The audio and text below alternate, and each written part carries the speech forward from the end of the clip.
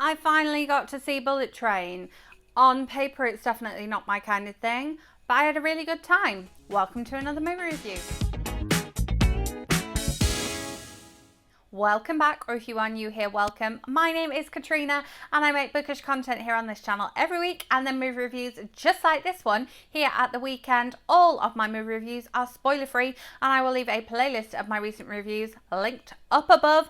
Yes, I've been talking about going to see Bullet Train for a long time now and I finally got a chance to go and see it, and yeah, it was really my kind of thing. I'd heard this described. Now, I've seen the trailers. We've all seen the trailers. If you've been to the cinema anytime in the last 6 months, you've seen multiple trailers for Bullet Train. The trailer looks like a good time, but I've heard this described as John Wick meets Murder on the Orient Express from the director of Deadpool 2. And I'm like, oh my goodness, that's probably why I like this film. Murder on the Orient Express wasn't really my thing. I don't know if I posted a review on here. I must have done. Wasn't really my thing. I think it was a bit too Kenneth Branagh for me.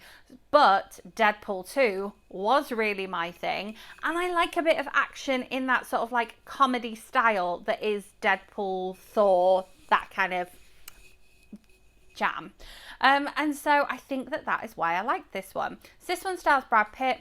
Not a massive oh, I have to watch everything Brad Pitt's in fan, not that person. But it's also got a whole host of other people, including Joey King of Kissing Booth fame, Kissing Booth playlist linked up above, which is interesting to me because I've not really seen her in a bunch of other stuff, even though I know she is in a bunch of other stuff. She seems like a really versatile actor to me, and so if you think of something other Joey King that I should watch, let me know in the comments, because I'm sort of interested to see her in other things, because I've seen her play British and American and then ultimate good girl next door versus ultimate villain in this one.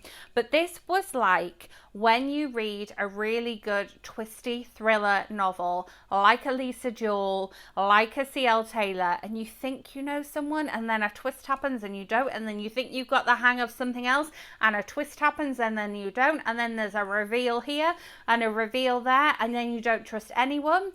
But with some laughs and some comedy and some really interesting shots, considering the fact that it all happens in this claustrophobic environment of a bullet train. So there's some really cool cinematography and editing going on in this film. I think it was definitely really well directed, because yeah, there's some shots of the outside of the bullet train. You get some shots of some station. There's an occasional stop at a station, which I didn't think was going to happen. I thought a bullet train was super fast, therefore there's no stops, but apparently it is.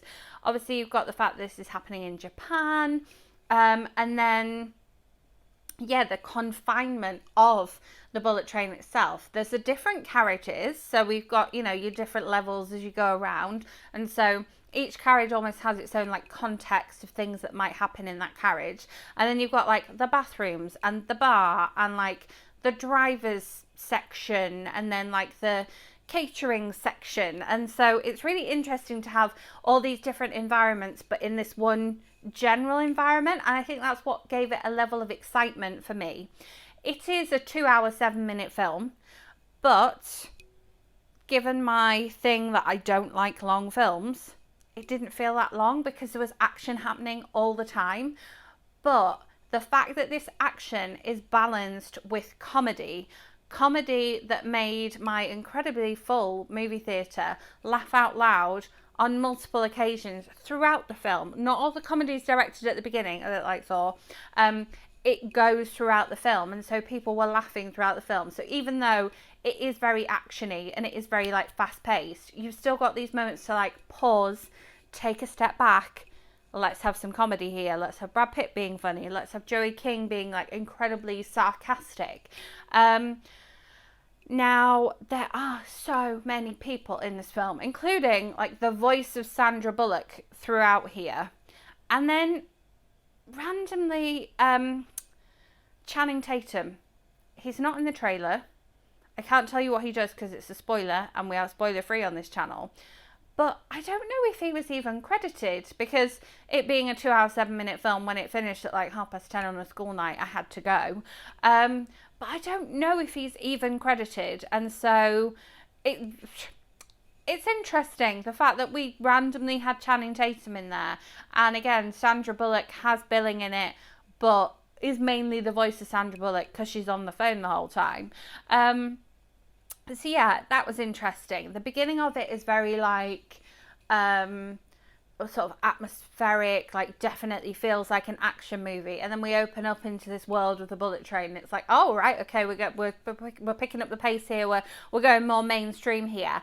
And the film also has a really cool soundtrack. I mean, it opens up with the Bee Gees singing Staying Alive, but in, I think, Japanese. And so it had me there. I was like, we're in for a good time now. I'm enjoying this.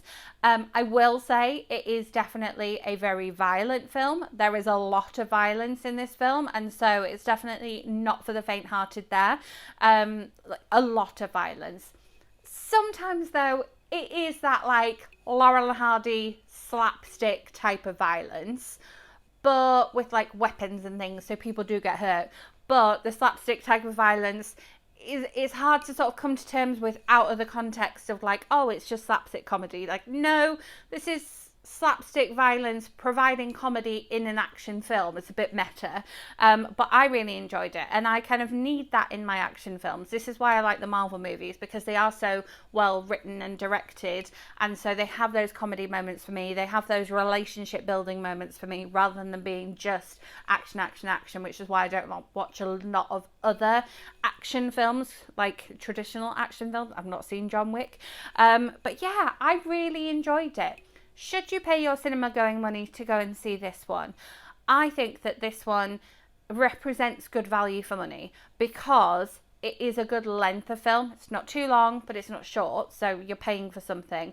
And it does look and sound amazing on the big screen. It's got a big cast, it's got a lot happening, and it's got that balance of, yeah, comedy and action with a good plot that's very twisty and keeps you guessing and keeps you entertained and keeps your attention for the 2 hours and 7 minutes.